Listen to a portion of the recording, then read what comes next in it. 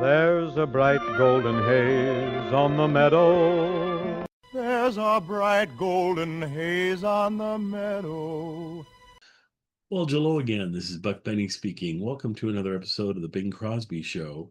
This is our second presentation we're doing on YouTube, and I just think it's going to be a lot of fun. I've totally rearranged this show from what I presented before, if you've listened to my podcasts. So here's something new. So we have Burl Ives as the guest on the Bing Crosby Show. This Bing Crosby Show is from 75 years ago, and so is the Railroad Hour from 75 years ago. But I decided to grab the Burl Ives show, The Wayward Traveler, which was put out in 1946. So that's 80 years ago. So we're going to play the Bing Crosby show, then the 15-minute Burl Ives show to really show you what Burl Ives was known for. It's a pretty cool show. And then after that, of course, we're going to have the Railroad Hour featuring Peter Leeds as the guest on that show. And I hope you're enjoying the Railroad Hour. It's a nice, clear edition of it. And Peter Leeds was in over 8,000 different television shows.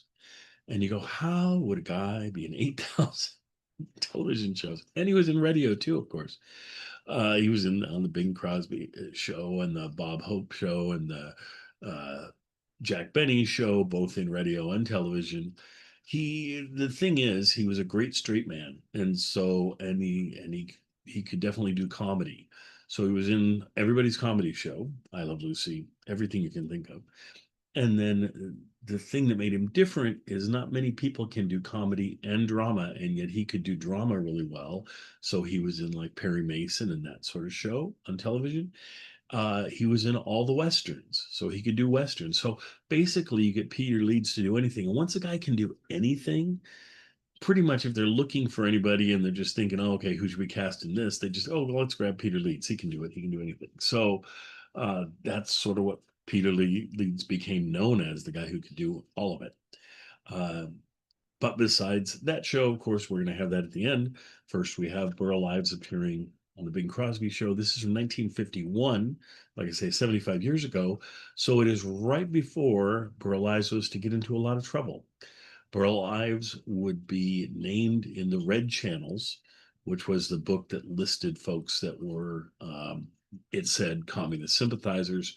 So his career would have been over if he just let it stand with that, I think. So he went and spoke to the House, let's see, the Un-American Activities Committee, the House Un-American Activities Committee in 1952, so a year after this. And you were kind of between a rock and a hard place there. You either would just say, I'm not going to, talk about anybody else or name names, and then you would be blacklisted for it ended up being for 10 to 15, 20 years, right? Or you would name names, and if you name names, then the other people would be blacklisted and you wouldn't be. In his case, he named names, and one of the names he listed was Peter Seeger. And Peter Seeger then didn't have a career. He was blacklisted for about a decade. And so it took just a decade of his career away. Can you imagine a whole decade of your career being wiped out? Anyway, and eventually, of course, he and everybody else became well, not everybody else, some of them passed away before this would ever happen. But usually they became unblacklisted later on, but it took a decade, 15, 20 years, like I say. But of course, so now Burl Ives names names. So the executives go, okay, well, he can keep working and everything. But his audience says, wait a minute, he's a folk singer. He has this young audience that's into him and things. And they're like, nope, we can't follow him because he's named names and we're not great with that. So his folk career goes away. And it's right. So in the early 60s, when he would have had a nice resurgence, probably, because folk music became huge in 61 to about 64, right until the Beatles came and totally wiped everything out in music. Uh, they it was the peak of the folk scene, and with Peter, Paul, and Mary, and Bob Dylan and Joan Baez, all releasing amazing albums at that time and things until Dylan would go electric and shock everybody that he went electric instead of his acoustic guitar and so forth. Anyway, so Burl Ives can't be part of that. Otherwise he probably would have been in the forefront of that as the elder statesman or something of folk music, but instead he that wouldn't work. So he started doing country albums and things. And as part of what he was doing, he was appearing. He was doing television work and movies, and one of his television jobs was in Rudolph the Red-Nosed Reindeer. And he was Sam the Snowman in there singing silver and gold means so much more when I see, that one. So he sang songs and introduced the thing. So he was one of the main, not the main character, he was a narrator, I guess, in that, and that would introduce him to generations upon generations upon generations of kids and their families watching him and going, "Oh, who's Burl Ives?" So it kept his career going, based on a lot based on that and things up until his death in the 1990s. Um, Now, for this particular show of the Bing Crosby show, it's going to start off with, let's see, starts off with Them Their Eyes, which we, of course, had in our last episode. Bing would play similar songs for a while. He'd get into a certain song and really like it and bring it back. Then the Cass County, what are they? The Cass County Boys? Yeah, the Cass County Boys are also appearing on this show, and they do a really nice job. They're fun to listen to. They sing the Old Chisholm Trail, and then with Bing, they're going to sing That Roving Kind. Then there's comedy dialogue between Bing and Burl Ives. Then Burl Ives sings On Top of Old Smoky, and then just some great duets in this one with Bing Crosby and Burl Ives singing uh, The Little White Duck, which is very cute, very well done. It's fun. And after that, Shenandoah is sung with Bing and the Rhythmaires and the Cass County Boys. So crazy. That stage must have just been ridiculously full of people. Then they do the Chesterfield jingle, and he sings Too Late Now by just Bing, and that closes out the show. The review from the time is from the Tampa Times, May 16th, 1951. They must have loved the show because they reviewed it last time too. And what they say is American folk songs and ballads highlight the variety spiced musical session on tonight's Bing Crosby show. It's a real old fashioned song fest as Bing welcomes balladeer Burl Ives and the Cass County Boys, singing instrumentalists featured regularly on the Saturday night Gene Autry show.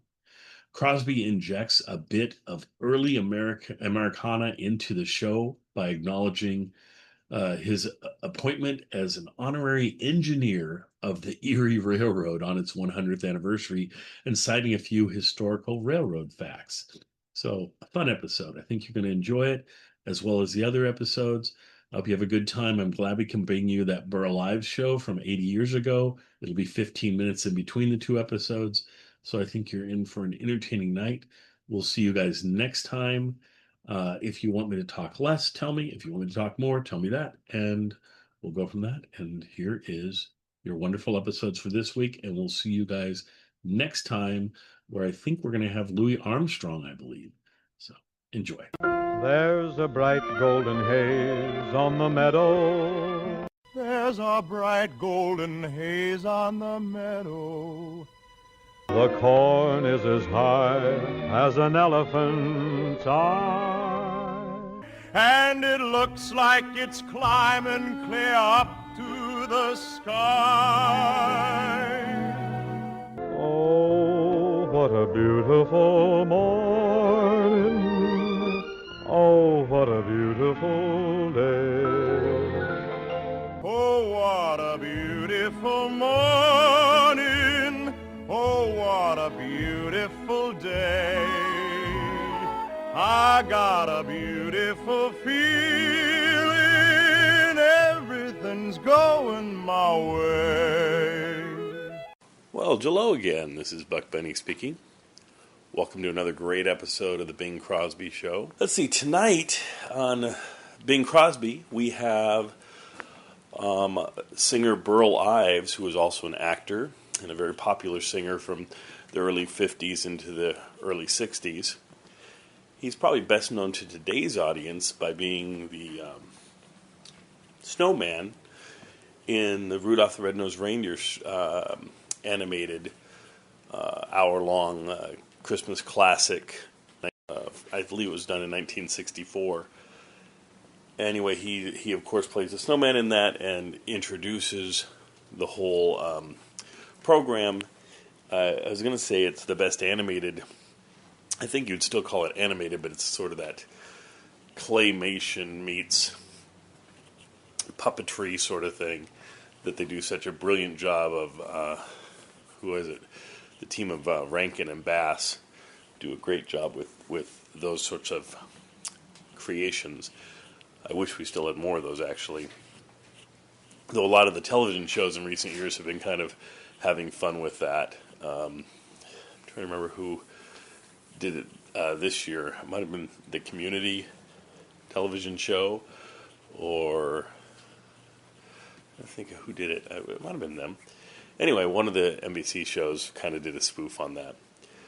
As you think, I guess his most famous song from Rudolph the Red-Nosed Reindeer, besides Rudolph itself, was probably that Silver and Gold. You know, the whole silver and gold means so much more when I see silver and gold decorations on every Christmas tree.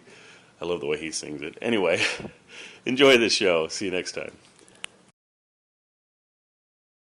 Only one cigarette, Chesterfield, gives you mildness plus no unpleasant aftertaste. What every smoker wants. Buy Chesterfield, Chesterfield, the one that proves its case. Yes, Chesterfields are milder, plus no aftertaste. So open the pack and give 'em a sniff, then you'll smoke 'em.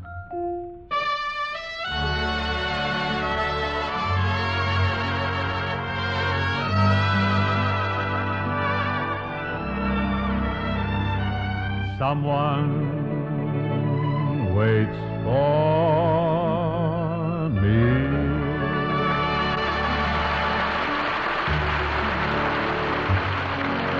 This is Ken Carpenter. Welcome you to the Bing Crosby Show for Chesterfield, produced and transcribed in San Francisco, with John Scott Trotter and his orchestra, Judd Collins of the Bears, and Bing's guests, the Cass County Boys and Burl Ives. And now, ladies and gentlemen, from the Marine Memorial Auditorium, we present Bing Crosby. Thank you. Thank you, Ken. Say, isn't it nice, Ken, to be up here again in San Francisco, Oh, it's just wonderful, Bing.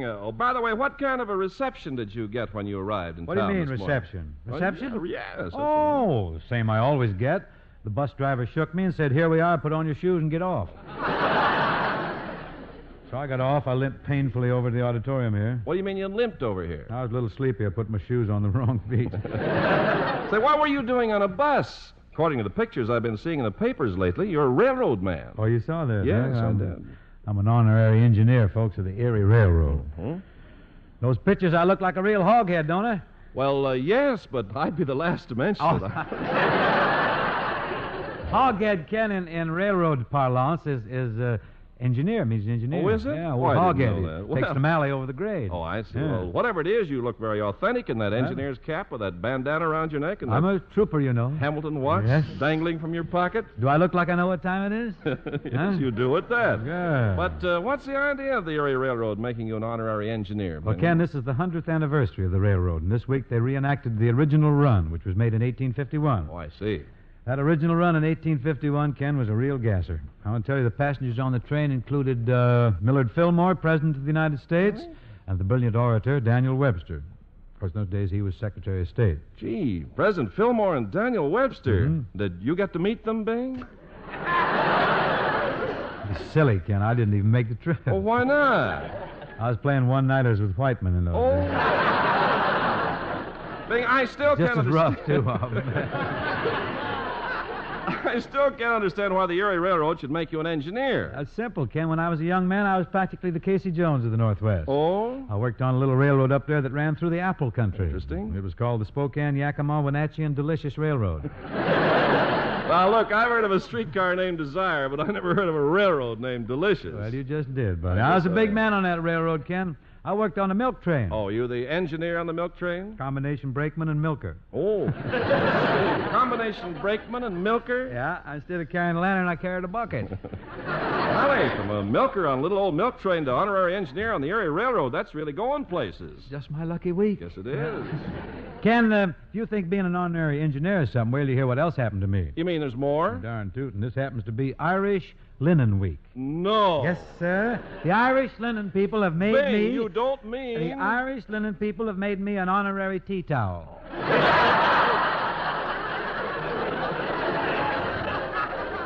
I'm Mr. Glasscloth of 1951.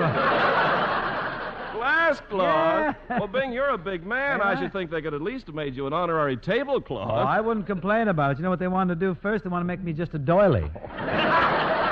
Just a little antimacassar. Yes, I could use one for my head. You could. Anyhow, Ken, I think we better get on to the opening selection here. We've gabbed enough. In this instance, the opening selection happens to be a very sprightly thing. It has been scored for lute, flageolet, and spinet by John Trotter. I play the tea towel. John, you ready?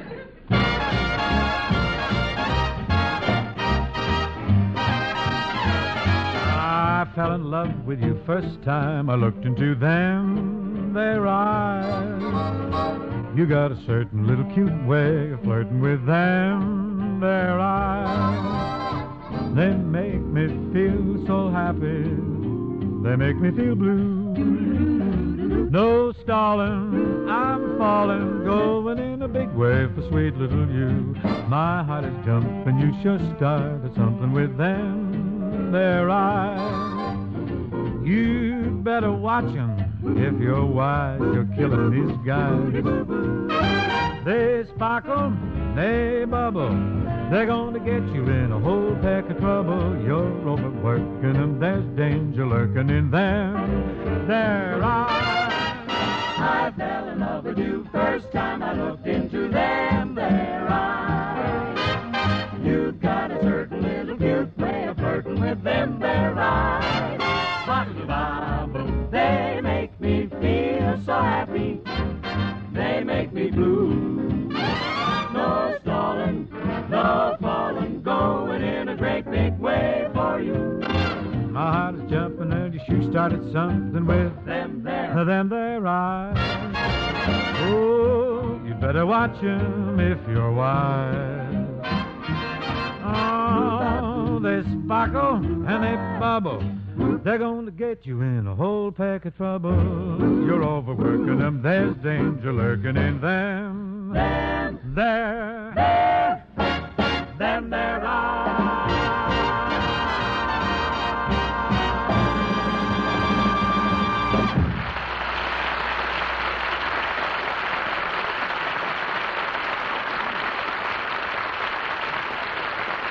Very, very gay, Bing and Ken. That Thank was you, as Ken. merry as the month of May itself. You think so? I Well, think Ken, so. let's forget them their eyes now and get to selling them their milder Chesterfields, Okay, huh? friends, only one cigarette, Chesterfield, gives you mildness plus no unpleasant aftertaste, what every smoker wants. And 1,539 tobacco growers tell you Chesterfields are milder. They say Chesterfield's right combination of the world's best tobaccos smells milder and smokes milder. And here's what modern science and research says. There's only one cigarette which leaves no unpleasant aftertaste. That cigarette is Chesterfield.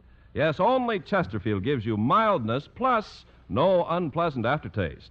And that's more for your money than any other cigarette can give you. Prove it for yourself for the price of one pack. Yeah, that's all it comes down to, just the price of a pack of Chesterfields, to prove Chesterfield is the best cigarette for you. Now, folks, I'd like to present three handsome lads here from Texas. These boys are known as the Cass County boys. They're all dressed up in their western finery. Kind of cut me tonight, didn't you, man? Yeah, no pictures.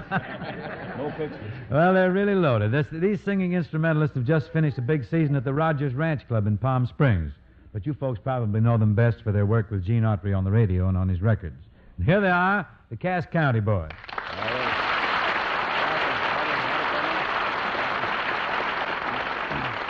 Move right in there now and get set at the microphone and let the folks know who you are. I'm Jerry Scoggins. I hold a guitar, Bing. Go, hold it. You better beat it a little, too, tonight, boy. I'm Bert Dodson, bass. Yes, sir, Bert. And I'm Freddie Martin, accordion. Freddie Martin. Say, you the Freddie Martin that has the orchestra? No, I'm the Freddie Martin that has the accordion. I'm just checking. What are you fellas going to sing for us tonight? Thought we might do that old tune, The Old Chisholm Trail, Oh, Bing. the old Chisholm Trail. I remember the old Chisholm Trail. Fact is, I drove many a long horn steer from the Rio Grande Valley up to Abilene, Kansas. Yes, I did, before they put the railroad in. That was a pretty rough trip, wasn't it, old-timer? Oh, it sure was. Dusty, too. Of course, I was Mr. Dustcloth then. Let's have that Chisholm Trail, boy.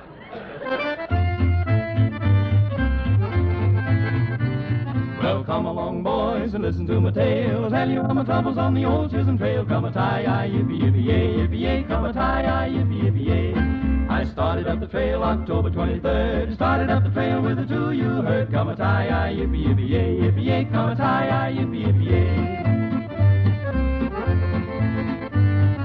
Woke up one morning on the old Chisholm Trail, a rope in my hand and a cow by the tail. Come a tie-yi, yippee-yippee-yay, yippee-yay. Come a tie-yi, yippee-yippee-yay. Stray in the herd, the boss said kill it. I hit him on the rump with the handle of a skillet. Come a tie-yi, yippee-yippee-yay, yippee-yay. Come a tie-yi, yippee-yippee-yay. Cloudy in the west, looking like rain. I darned old slickers in the wagon again. Come a tie-yi, yippee-yippee-yay, yippee-yay. Come a tie-yi, yippee-yippee-yay.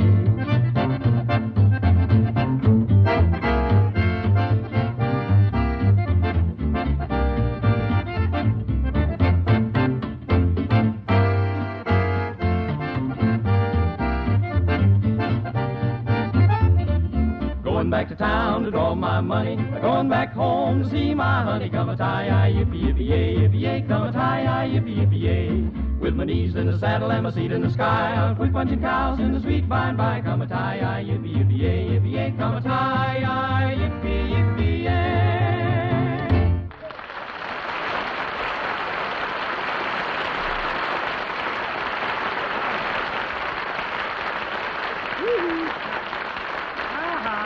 Very good, boys. Oh, Cass County should be proud of you fellas. You really can sing them songs. While you're singing, I was just...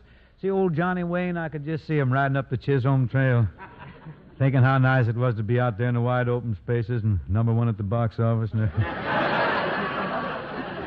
I like the way, I heard you do roving kind down there at the Rogers Ranch Club. I like the way you do it. You think we could have a go at it? You and me, too, that old sea chanty, the roving kind? Hmm? Okay, Bing, we'll run out and change into our sailor suits and be right with you. No, don't change the wardrobe. This is radio. No one will ever know what you're wearing. Come on, me lads, avast now. Keel haul your rigging, cast off, John. We're ready.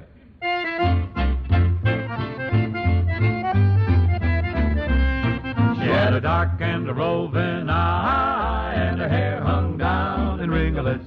She was a nice girl, a proper girl, but one of the roving kind. Well, as I cruised out one evening upon a night's career, I spied a lofty clipper ship, and to her I did steer. I hoisted out my signals, which she so quickly knew, and when again I smiled at her, she immediately hove to. She had a dark and a roving eye, and her hair hung down in ringlets. She was a nice girl, a proper girl, but one of the roving kind. Oh, pardon me, she says to me, for being out so late. But if my parents heard of this, sad would be my fate. My father is in politics, a good and righteous man.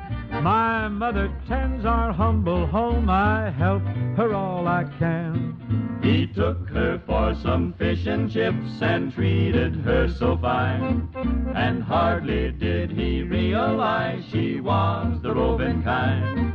I kissed her lips, I missed her lips, found to my surprise she was nothing but a pirate ship rigged up in a disguise. She had a dark and a roving eye, and her hair hung down in ringlets. ringlets. She was a nice girl, a proper girl, but one of the roving kind. So come all ye good sailor men who sail the wintry sea, and come all ye apprentice lads, a warning take from me. Beware of lofty clipper ships, they'll be the ruin of you. For 'twas there she made me walk the plank and pushed me under too. She had a dark and a roving eye, and her hair hung down in ringlets. She was a nice girl, a proper girl, but one of the roving kind. Ever loving roving kind. One of the roving kind. Leg it, boys, it's the shore patrol. Come on.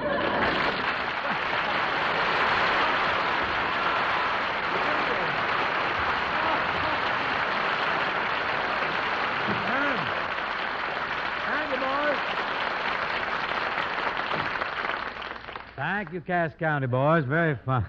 Real nautical. Ladies and gentlemen, it's my pleasure now to present the Wayfaring Stranger, our most authentic delineator of American folk songs, the bearded bard of balladdom, Mr. Burl Ives. Thanks, Bing. Hi, Fine. Burl. You remember where it was the last time I saw you? Yeah. Oh, Paris. Yeah, remember? in Paris. Bumped That's into you right. on the street last summer. Uh-huh. Gosh, it seems only like yesterday. You and I were standing there in the Champs-Élysées. Remember?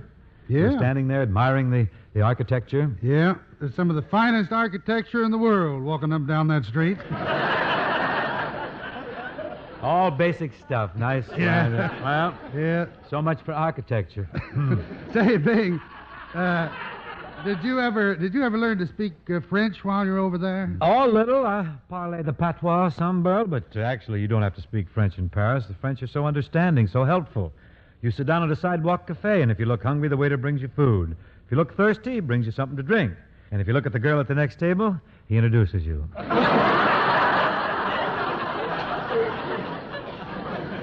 Gee, like a darn fool, I always sat down and just looked hungry. Well, you go back again. I hope so. You got a song for us, Burl? Yeah, I have, Bing. Do you think the folks would like to hear On Top of Old Smoking? Well, I know I would, and it's certainly a big song. Just take your best shot, Burl.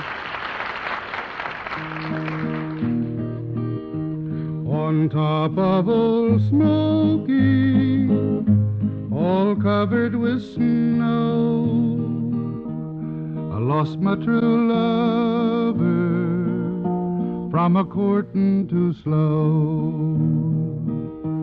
On top of Old Smoky, I went there to weep.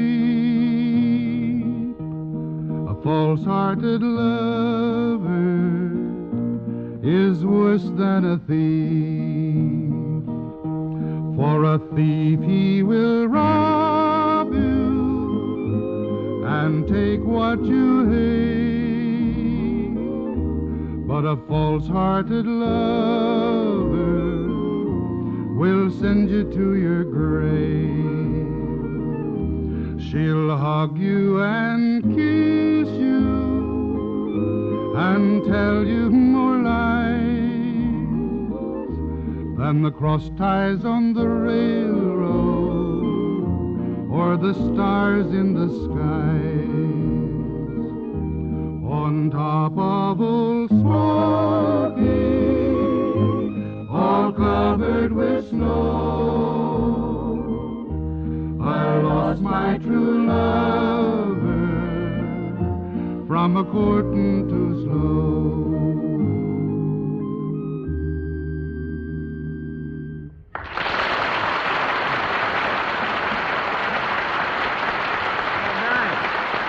Very nice. Nobody sings in like you, boy. Well, thank you, Bang. Thank you. Say, you got something else for us? Yeah, how about you and me singing The Little White Duck, Bing? The song you made the recording of. Oh, Yeah, I heard it. yeah, Very that's good, right. sure. I'll tell you what, I'll start it, All Bing, right. and I'll be the little white duck, and you be the little green frog. What do you say? Nice casting. I jump at the chance. Start it off, Burl. What do you mean, what?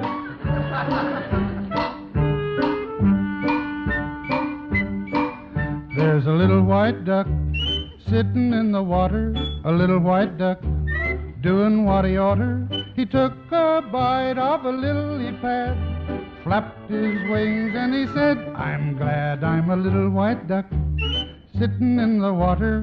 Quack, quack, quack.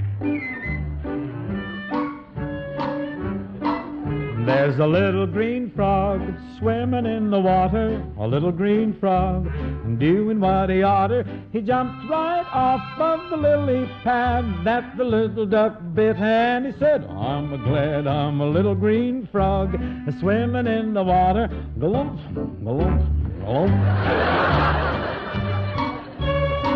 Fly Mel Blanc. There's a little black bug floating on the water, a little black bug a-doing what he oughter. He tickled the frog on the lily pad that the little duck bit, and he said, I'm glad I'm a little black bug a-floating on the water.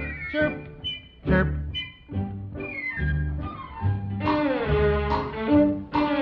There's a little red snake lying in the water, a little red snake doing what he oughter. He frightened the duck and the frog so bad, he ate the little bug, and he said, I'm glad I'm a little red snake lying in the water.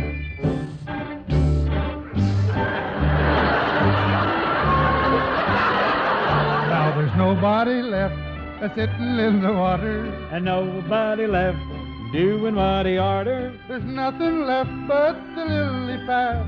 The duck and the frog ran away. It's sad that there's nobody left sitting in the water. Boo, hoo, hoo.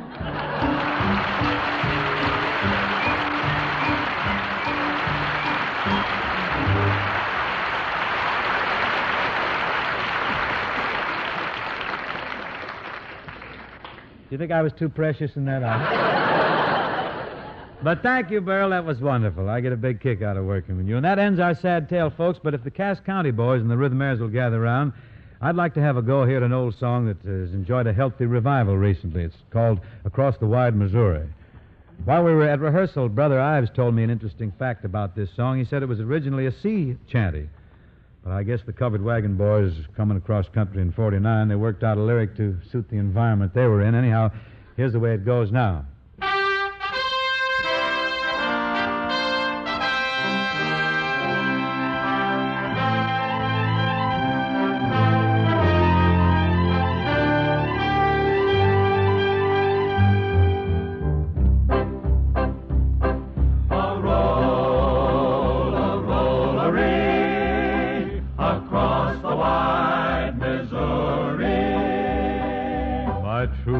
Stands across the river, far across the rolling river.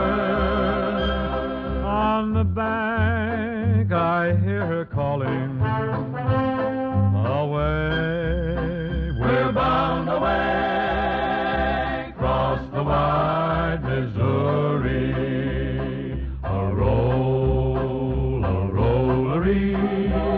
across the wide Missouri, a roll-a-roll-a-ree, across the wide Missouri. Oh, Shenandoah, I long to see you, far across the rolling river. Oh, Shenandoah, I'll not deceive you, away, we're bound away, across the wide Missouri. A roll-a-roll-a-ree, across the wide Missouri. A roll-a-roll-a-ree, across the wide Missouri. For 7 years I've been a rover, far across the rolling river. But I'll return and be your lover, away, we're bound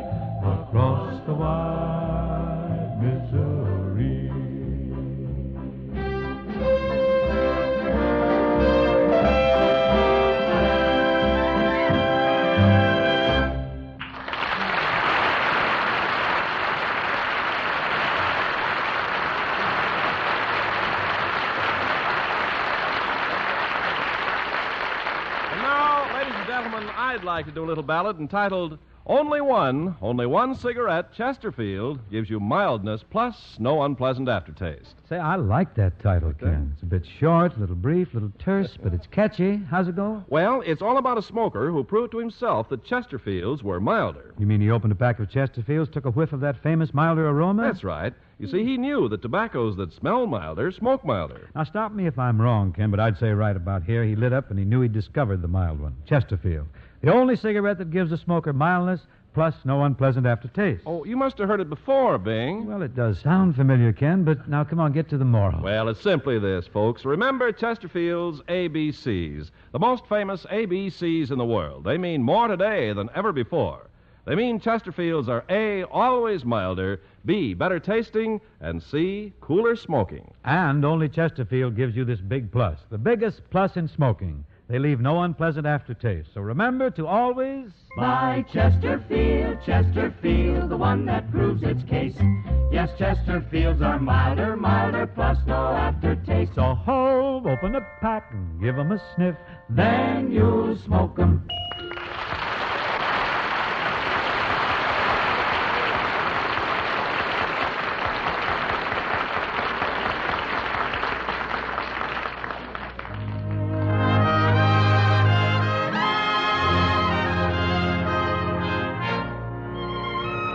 From the Fred Astaire picture, Royal Wedding, is one of the ballads written by Alan Lerner, Nancy Olsen's husband, and Burton Lane.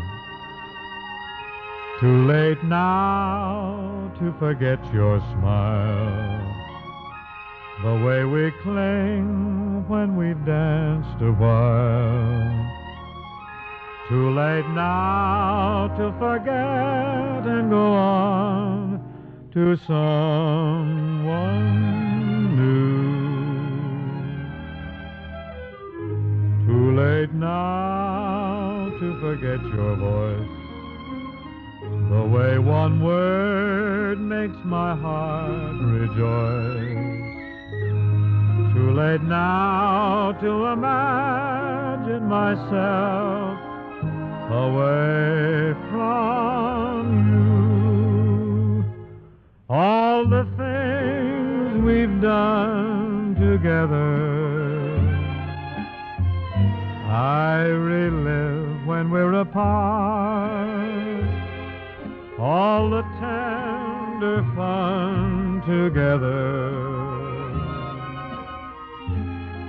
stays on in my heart.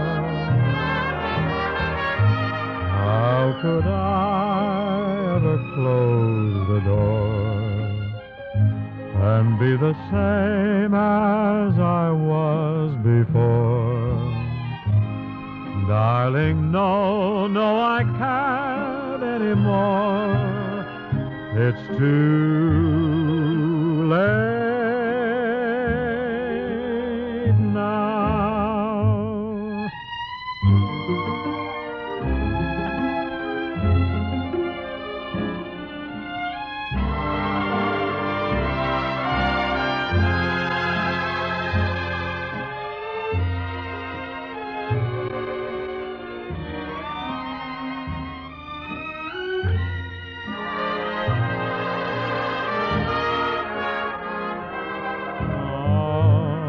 How could I ever close the door and be the same as I was before? Darling, no, no, I can't anymore. It's too late now.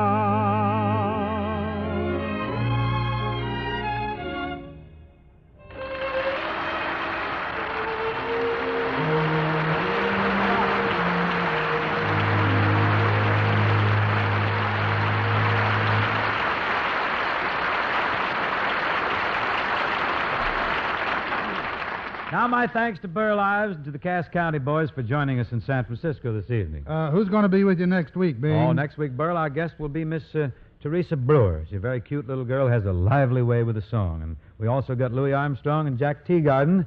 A very, very substantial cast, I think, Burl. Should be jolly. How about going out and getting a little something to eat, Burl? I know a very good French restaurant up the street here, the Paris Louvre. Oh, a French restaurant? Yes. Now, remember, if you look hungry, they bring you food. And if you look thirsty, they bring you a drink. Well, what happens if I look at the girl at the next table, Bing? Nothing. It's the boss's wife. I'll see you next week for Chesterfield, folks. The best cigarette for you to smoke.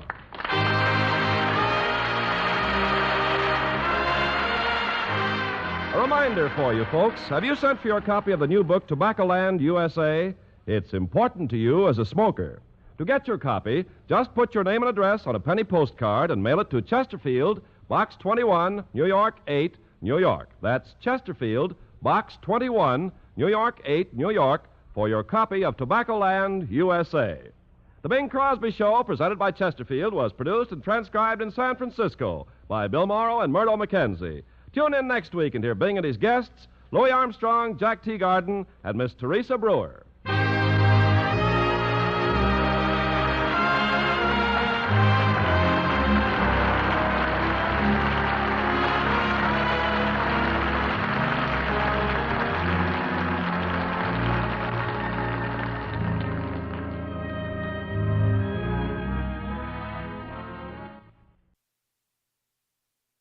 Stay tuned now for the Burl Ives Show, produced and transcribed in Hollywood for your listening pleasure. Jimmy crack corn and I don't care. Jimmy crack corn and I don't care. Jimmy crack corn and I don't care. My master's gone away. Coming up the road again, your wayfaring stranger, Philco's friendly troubadour, Burl Ives.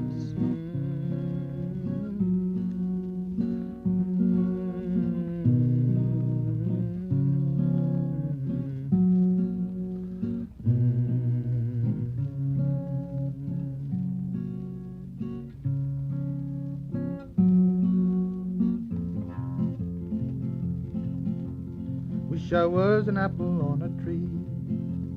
Wish I was an apple on a tree.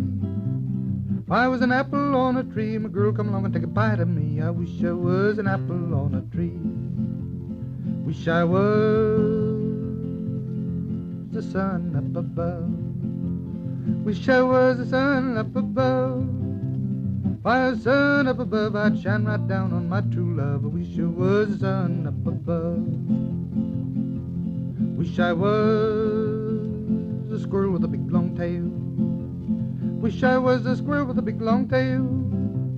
If I was a squirrel with a big long tail, I'd spread it out and away it'd sail. I wish I was a squirrel with a big long tail. Wish I was a woolly boogie bee. Wish I was a woolly boogie bee. If I was a woolly boogie bee, I'd make my home in that cherry tree. I wish I was a woolly boogie bee. Wish I was fuzzy wuzzy fox. Wish I was fuzzy wuzzy fox. If I was a fuzzy wuzzy fox, I wouldn't have to change my socks. I wish I was a fuzzy wuzzy fox. Hi there, and good evening to you.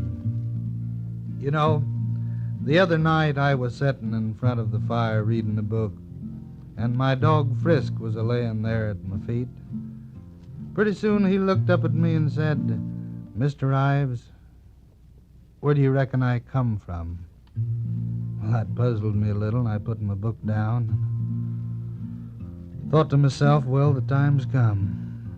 So I said to him, "Frisk, I'm glad that you come to me to find out. Now, from the way that you carry your tail up high, so it won't drag in the snow and the ice and slow you down, I'd say that you come from the north. On the other hand, from the way that you can hunt possum, I'd say that you come from the south.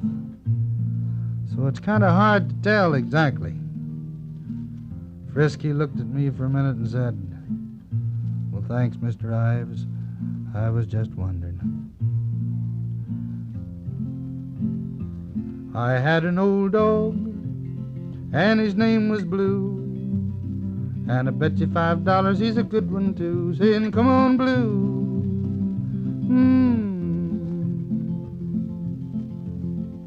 Chase that possum up a simmon tree. Blue looked at the possum, possum looked at me, saying, go on, Blue, you can have some too.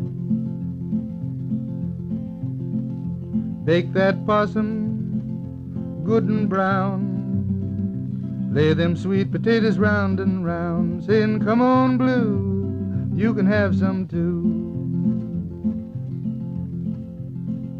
Old Blue died, and he died so hard that he jarred the ground in my backyard, saying, go on, Blue, I'm a-comin' too.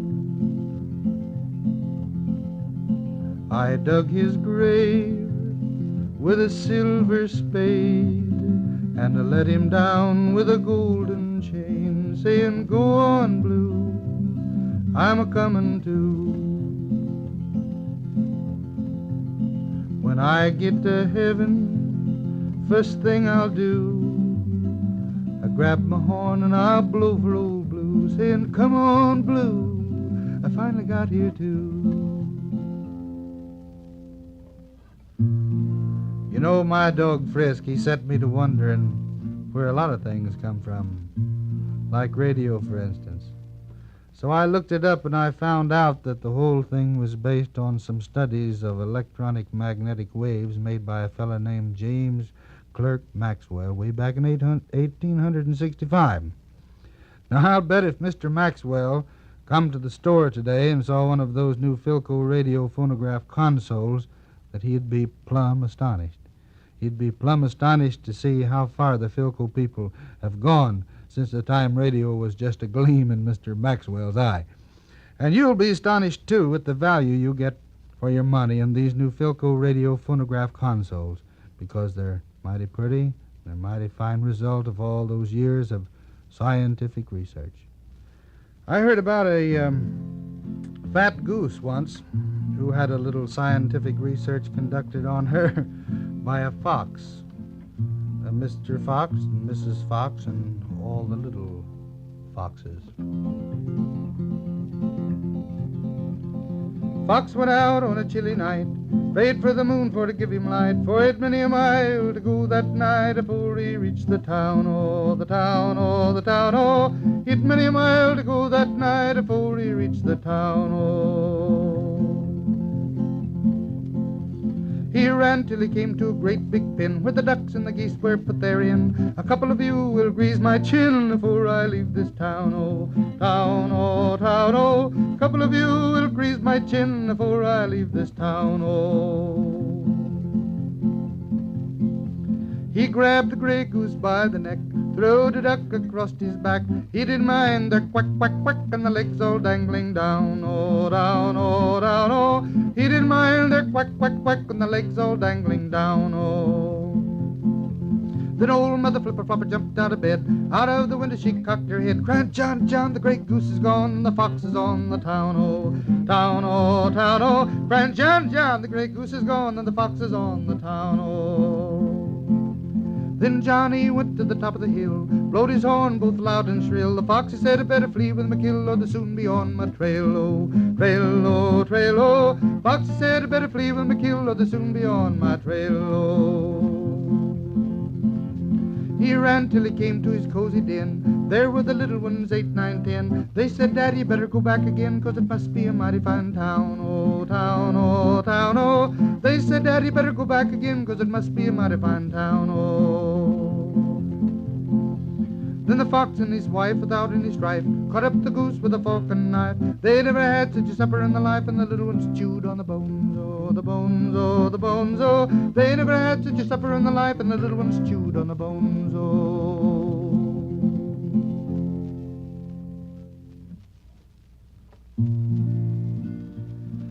I remember down in the Ozark once, they hired a new school teacher, brought her all the way from Chicago. She was a pretty girl, and the county school superintendent, Mr. Trowbridge, he took quite a fancy to her. Every day, why, he did everything that he knew how to do to impress this pretty school teacher. He got himself a new suit from a mail-order house in Kansas City. He bought himself a pair of yellow high-button shoes off of a drummer. cut himself a fancy vest and a silk shirt with a high starch collar. And then one day after all the pupils had gone, he went up to this pretty school teacher and he threw his arms around her and he kissed her. And the school teacher didn't say a word. And Mr. Trowbridge said, "Well, what do you think of my kissing? Do I get a passing mark?" And the girl decided that she'd josh the old gent along a little, and she said, "Why, of course, Mr. Trowbridge, it was very fine. Where did you ever learn to kiss like that?" Mr. Trowbridge, he hung his head down, kind of bashful-like, and said, "Well, shucks, taught myself." Well, that story kind of reminds me of a frog that went a-courting. Mr. Froggy went a-courting and he did ride. Mr. Froggy went a-courting and he did ride, a sword and a pistol by his side. He went up to Missy Mouse's door. He went up to Missy Mouse's door where he had been many times before. Missy Mouse, are you within? Missy Mouse, are you within? Yes, kind sir, I sit and spin. He took Missy Mouse up on his knee. Took Missy Mouse up on his knee, said, "Missy Mouse, will you marry me?" Without my Uncle Rat's consent, without my Uncle Rat's consent, I wouldn't marry the President. Uncle Rat laughed and shook his fat sides. Uncle Rat laughed and shook his fat sides to think his niece would be a bride. Where will the wedding breakfast be? Where will the wedding breakfast be? Way down yonder in a hollow tree.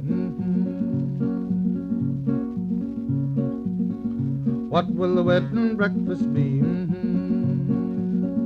What will the wedding breakfast be? 2 green beans and a black-eyed pea. They all went a-sailing across the lake. They all went a-sailing across the lake and got swallowed up by a big black snake. There's bread and cheese upon the shelf. There's bread and cheese upon the shelf. If you want any, just help yourself.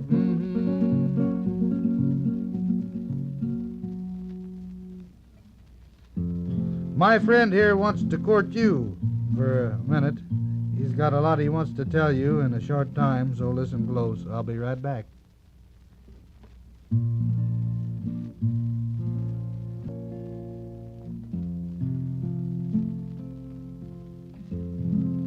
I'm just a wayfaring stranger, ever traveling to and fro, and there's no toil, no storm, no danger in that fair home to which I go. Well, I just got time to say so long. I'll see you next week. So long, Burl. And friends, listen next week at this time for Burl Ives, Philco's friendly troubadour, whose weekly visit is produced and transcribed in Hollywood for your listening pleasure. And come into our store and let us demonstrate the new Philco radios and radio phonographs. I'm just a going over Jordan. I'm just a going over home.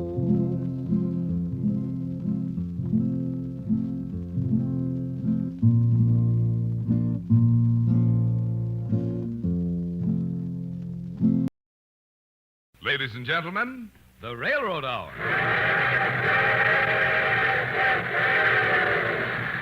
And here comes our star-studded show train.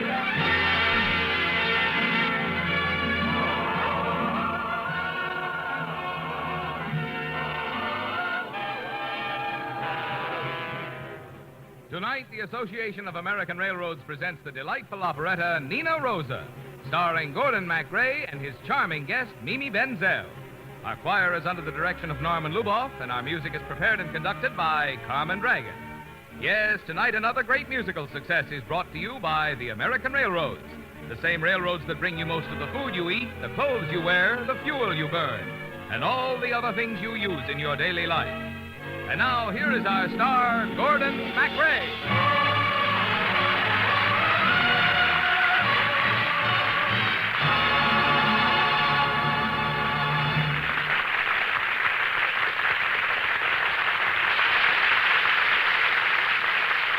Thank you, Marvin Miller, and good evening, ladies and gentlemen. Well, we know you're all going to be as delighted as we are with our lovely guest, Miss Mimi Benzel, and the wonderful Romberg music for Nina Rosa.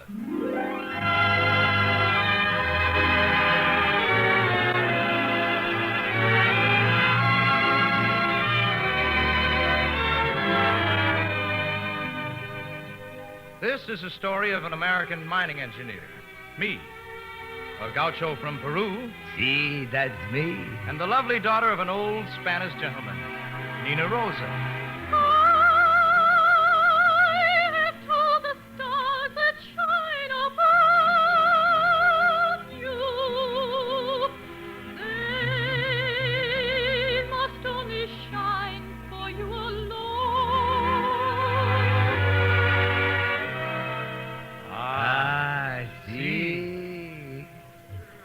Well, to begin with, Nina Rosa was beautiful.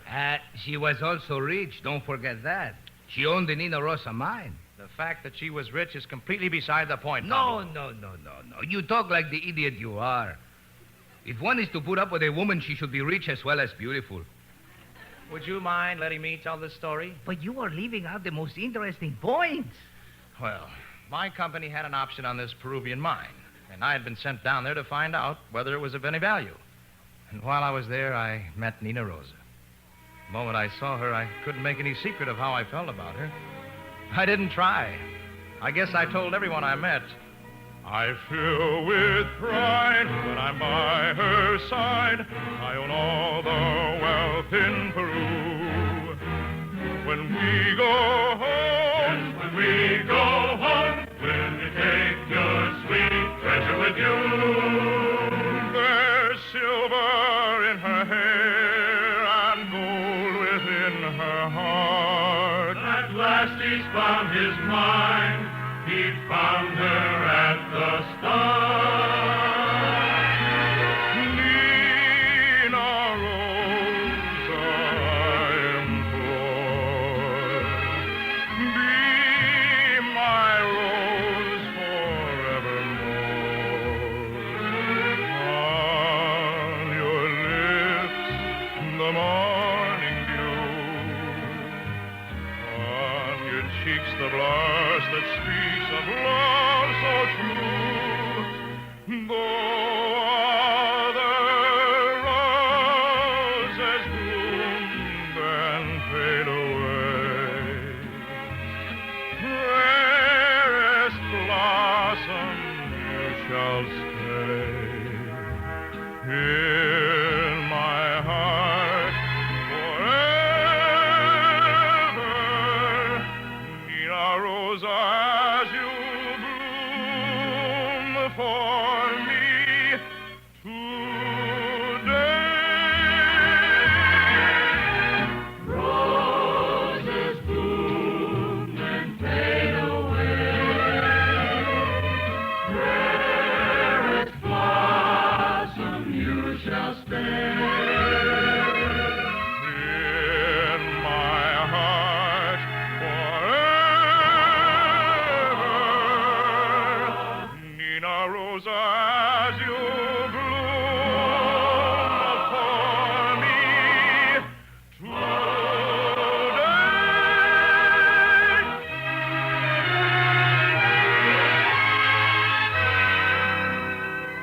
Yes, I was in love with Nina Rosa, and I thought there might be a chance that she was in love with me. But the villain of the story kept mixing things up. Do you refer to me? I do. In my mind, I was not the villain. I was the hero. I too loved Nina Rosa. I too took the memory of her wherever I went. Her eyes, her smile, her gold mine, her voice. Birds call to me, yes, constantly, and each plaintive little melody seems to be meant for me. I thrill with them, I thrill with them, every note is sweet with sympathy. They hover above her. I'm happy when I wander from the trodden highway. I'm happy when I take the hidden trail for my way. We love nature, we love the town. Nina wears a rose for a crown. Here I was born, and here I shall stay. You may change your mind someday. With the dawn, far across the vale, I hear the throbbing Nina Rosa. Night comes on, and the nightingale to me comes ringing, singing Nina Rosa. I cannot leave this beauty I adore behind me. My world of happiness forevermore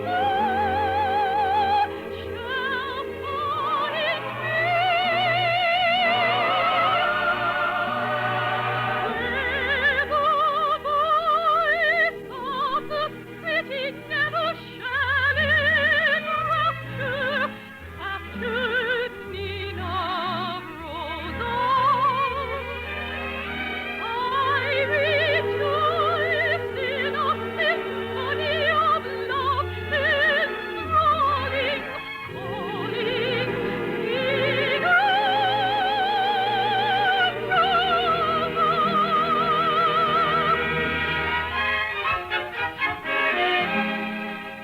Yes, I too was determined to have Nina Rosa for my own. Her and the Nina Rosa mine. But of course, Incidentally, Pablo, how did you find out the mine was so valuable? from one of your own men, gringo. One of my men? See, I'll tell you how it happened. I was walking down the road, and this fellow came up to me. Pablo. Hey, Pablo. Eh? What do you want, gringo? Do you want to get rich?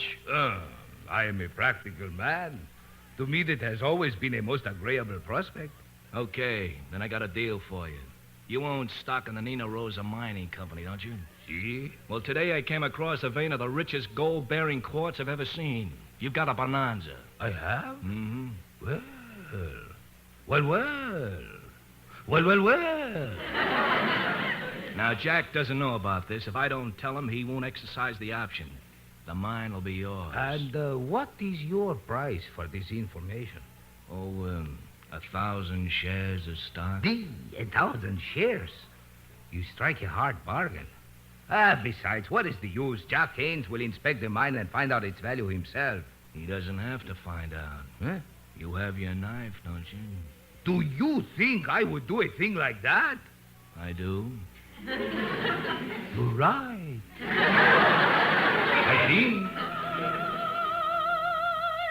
Oh, look. There's Nina Rosa with Jack now. She used to be your girl before he came here, wasn't she? See. She was my girl before he came here.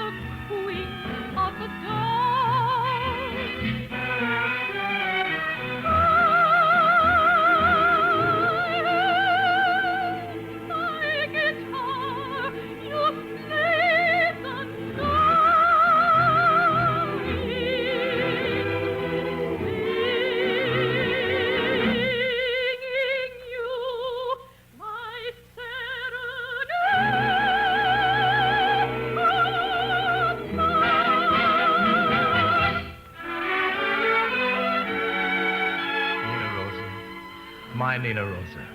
I wish I could be your Nina Rosa. But you are. Oh, no. Pablo has asked me to marry him. Do you love him? Oh, I hate him. Well, then. But I also fear him. Oh, Jack, I cannot see you again. If Pablo thinks I am interested in you, he will kill you. He is very cruel. I'm not afraid of them. But I am afraid. So you and I must never meet again. Never speak. Never even smile. But I will remember you as long as I live. Oh, Nina. Why should it make you cry, my dear? That you must ask the rose I fear, whose petals each hide a secret tear. I'll change your sorry.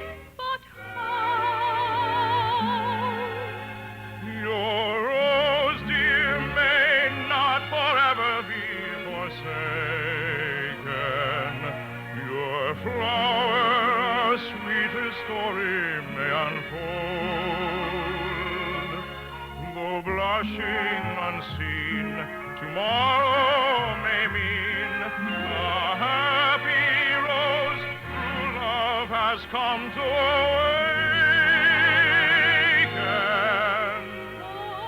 Love can give to a faded flower its blossom, as love can give to the aching heart repose. So your heart and mine As one heart divine shall bring love to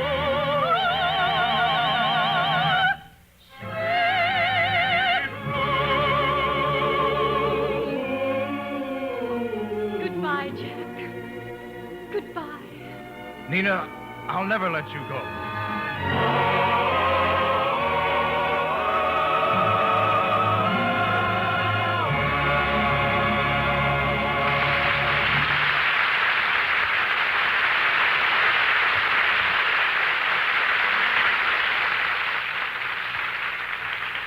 We'll return for the second act of Nina Rosa in just a moment.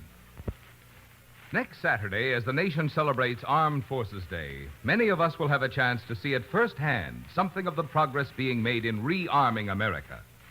First and most important in that effort comes the trained men and the other men in training who make up our armed forces on land and sea and in the air. But those of us who visit military installations next Saturday will be impressed with another thing, too. The vast amount and the great variety of equipment, munitions, and supplies which must be put in the hands of the men who make up the armed forces, upon whom American safety and freedom depend. An essential part of the process of producing guns, tanks, ships, planes, and all the other things our men must have is transportation, the movement of millions of tons of raw materials and finished products. Moving the bulk of these materials from many sources, moving them to factories all over the nation for fabrication, delivering the products to bases and camps and ports, that's primarily a job for the railroads.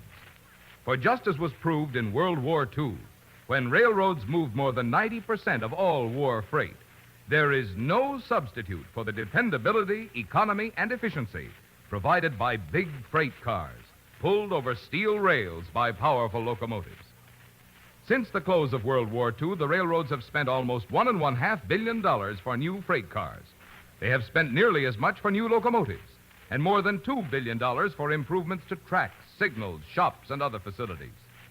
And this year they plan to spend still another $1.25 billion for further improvements and increases in their carrying capacity. These enlarged and improved facilities are part of the productive strength of America. They are indeed an integral part of the growing might of the armed forces, the forces whose transportation needs have first call upon the facilities and services of America's railroads.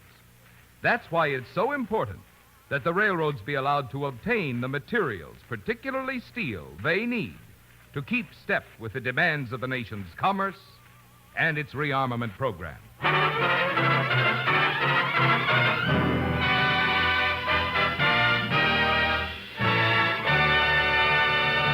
And now here is the second act of Nina Rosa, starring Gordon MacRae and his guest, Mimi Benzel.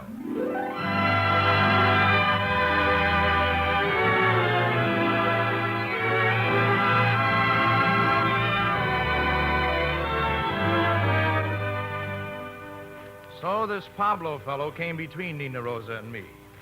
There were plenty of other senoritas around, but I couldn't make myself pay any attention to them, no matter how pretty they were.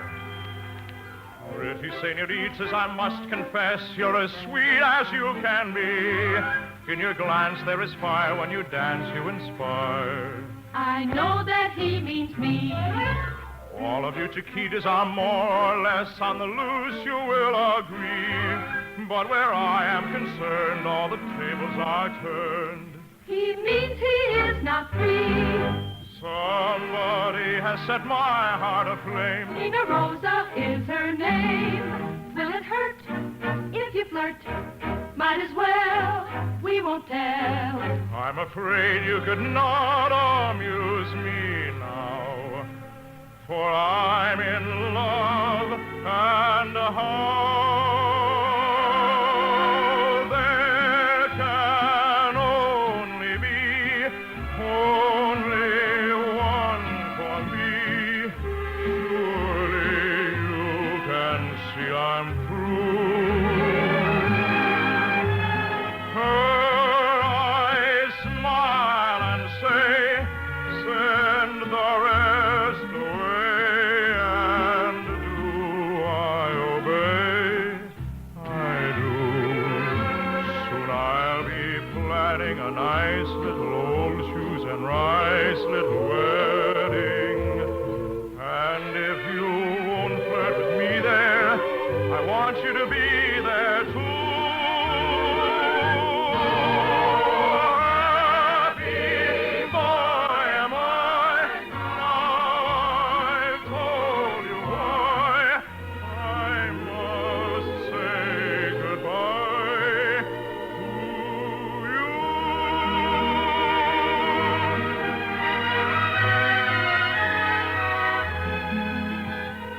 But Nina said she loved me. That was because she thought you'd kill me if you'd thought she liked me. She was right. I would have. But I found out anyhow. I walked into her garden. She was all alone. She didn't hear me. At first, I thought she was singing for me. Until you walked in. There is but one I care to live for. Could he but hear me, my life and all I'd gladly give for.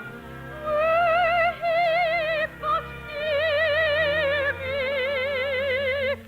and should there come a day when I am far away, you'll find him, remind him that you heard me say.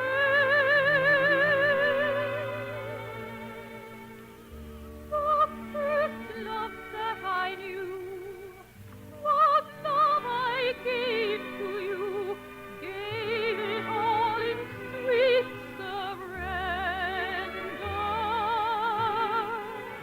No other love I've known than yours and yours alone. To that one love I've been true. I've learned to know that all my happiness is this, to keep the bliss of your first kiss. I've learned to know that all my dreams of paradise, the dreams I prize, are in your eyes. My life, it is my love. My love, it is my life. Life shall be my love's defender. No matter keep clinging to my first love, my last love,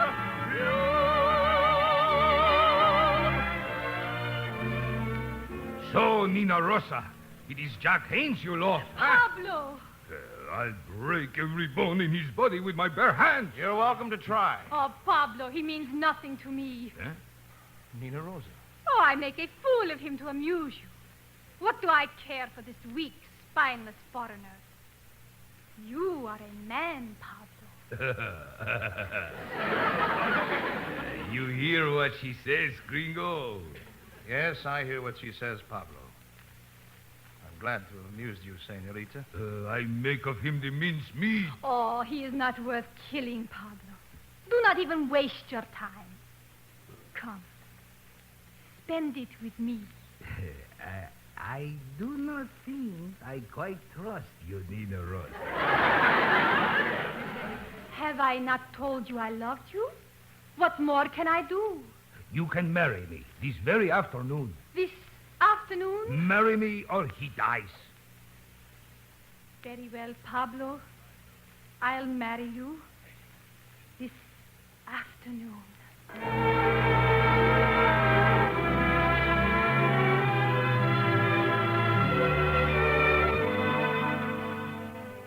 I went off a happy man to prepare for my marriage to Nina Rosa. I even invited you to the wedding. Yes, and I didn't accept. No, you were a very bad sport about the whole matter. Well, my bride was waiting at the altar, dressed in white satin and the wedding veil of her mother. I was so excited I hardly looked at her. That's the last time I'll ever get that excited. And I was alone in my hotel room packing to go home. When suddenly there was a knock at the door.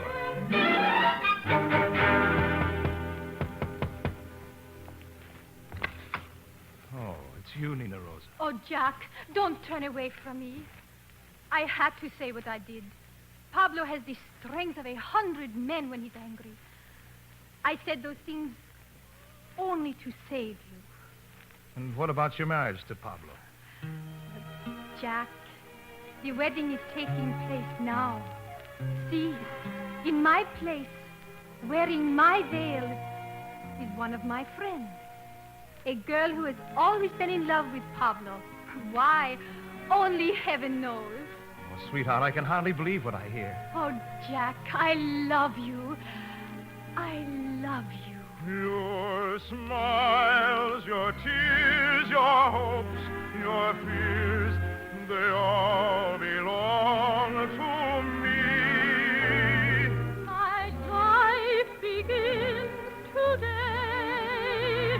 For love has come to stay.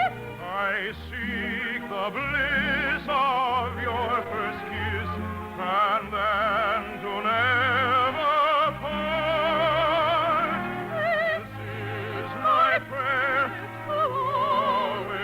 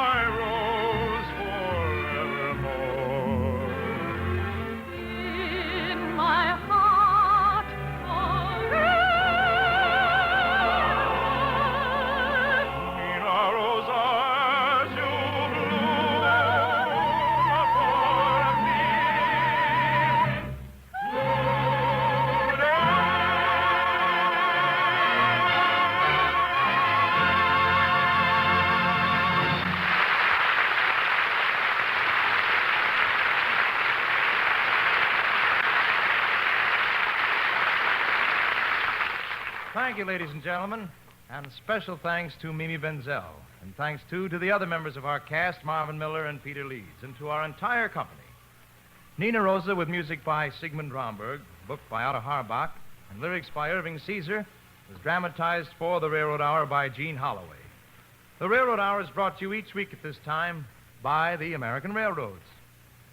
Folks, next Saturday, Armed Forces Day, is a good time to take stock of our own personal responsibilities for America's defense. And foremost among those responsibilities is a thorough knowledge of what to do to protect yourself, your family, and your community in the event of sudden surprise air attacks. The official air raid instructions prepared by the Civil Defense authorities contains the information you need in order to do your part in such an emergency. Copies of the official Civil Defense air raid instructions can be obtained from your local authorities or by writing the Superintendent of Documents, Washington, D.C., and enclosing 5 cents in coin or stamps. All aboard? Well, looks as though we're ready to pull out. And so until next week, when we play the chocolate soldier. How now, brown cow? The chocolate soldier with Miss Marion Bell. This is Gordon MacRae saying goodbye.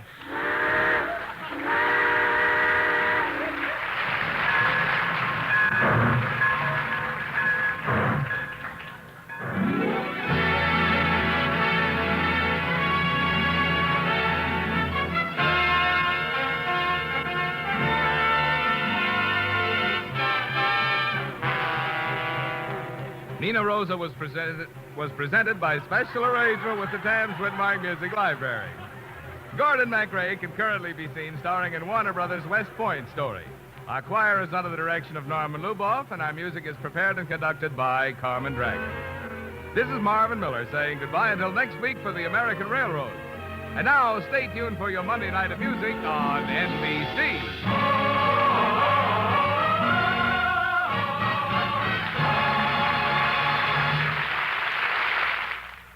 Hear Risa Stevens on The Voice of Firestone on NBC.